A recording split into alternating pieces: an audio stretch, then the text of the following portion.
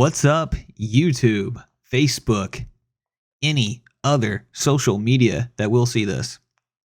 Maybe TikTok, Instagram. I don't know. We'll see. I'm going to be as straightforward as possible about this, and I could not get to this computer fast enough after this movie ended. I'm going to give you my full, honest review on Happy Gilmore 2, and here it is. Horrible. Absolutely horrible. Start to finish. I couldn't wait for this. I literally didn't want to finish the movie, and I only did because I was looking forward to this movie.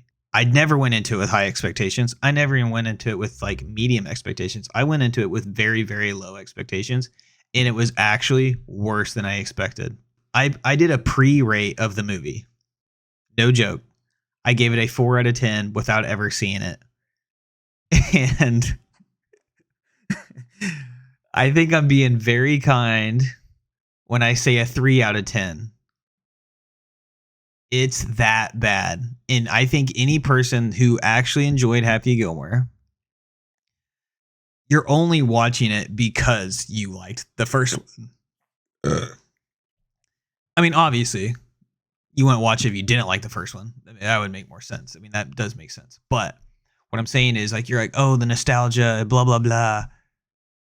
There was nothing like, I mean, they put in a bunch of snippets from the old movie to like burn some time in it. And it was that I hated that part.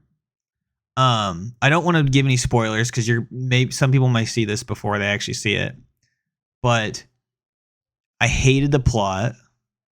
It was like mixing in this electric golf with this golf and original golf and just the movie. I understand it's a movie, but I hated how much CGI was in it and how that whole concept got into it.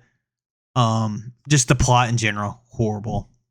The acting wasn't even good. I mean, I've always thought this, or not always thought this. I thought this in the most recent years. Adam Sandler's lost it, and I do like Adam Sandler.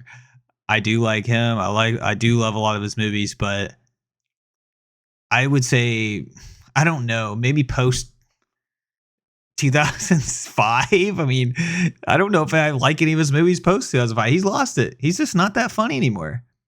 I mean, obviously he's older, but I mean, I'll say this about the movie. Shooter McGavin gave it the 3. If you took Shooter out of it, I legit think I think it would probably be a 0 out of 10. That's how bad it was. This doesn't spoil anything, but he's got the Jabroni Sons group out of nowhere. Stupid. A particular person that doesn't really have a major influence on the movie dies for no reason. I mean, I know that they're trying to make some story to make him get back in the golf and all that, and that's why he stopped for 30 years. I get it. It just was stupid.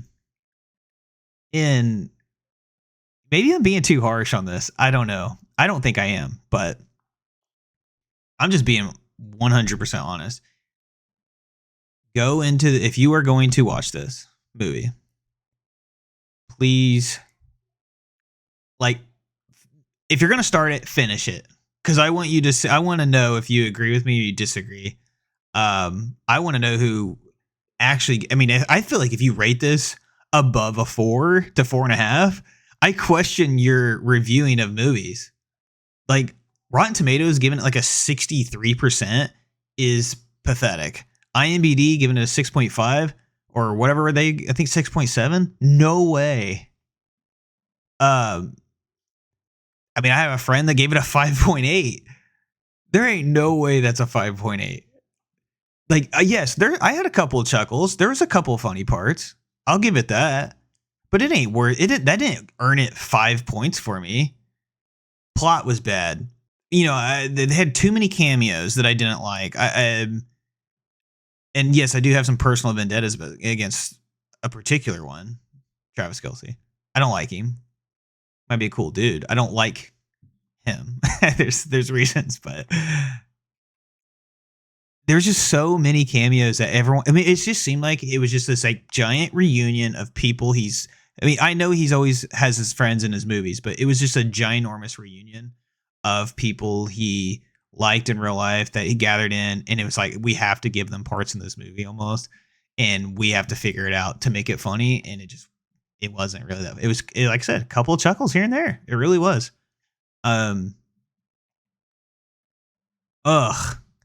Like, I almost wanted to give it a couple days before I let this out, but that's how horrible this was, and I had to get it off my chest. I had to like let you guys know that if you go into this, whatever your expectations are, like, drop them insanely low, because it's trash.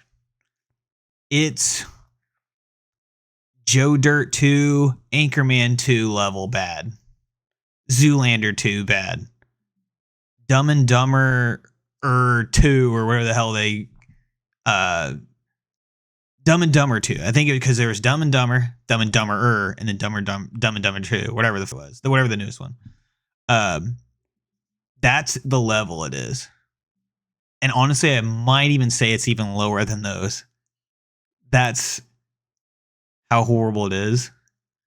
And I want to say I regret watching it, but I don't, because it allowed me to do this. So I almost want to give it like that's where it gets its, I'll say a 3.1, and that's the reason why it gets a 3.1, is because I get to make a hard review on it. Just very disappointing. I never understood why they waited so long to do the movie anyways, but that's besides the point. They finally did it, and when it goes straight to Netflix, you already know it's bad.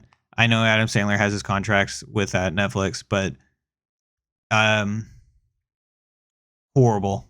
And I anyone that rates it above, legitimately, if you go above a 4, I have no respect for your movie reviews ever. So keep that in mind for whatever you review it.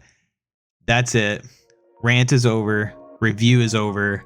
I hope you guys watch it, and feel free to give me your opinions. And of course, don't forget to like and subscribe, and turn the notifications on as well. We're going to have more content in the future.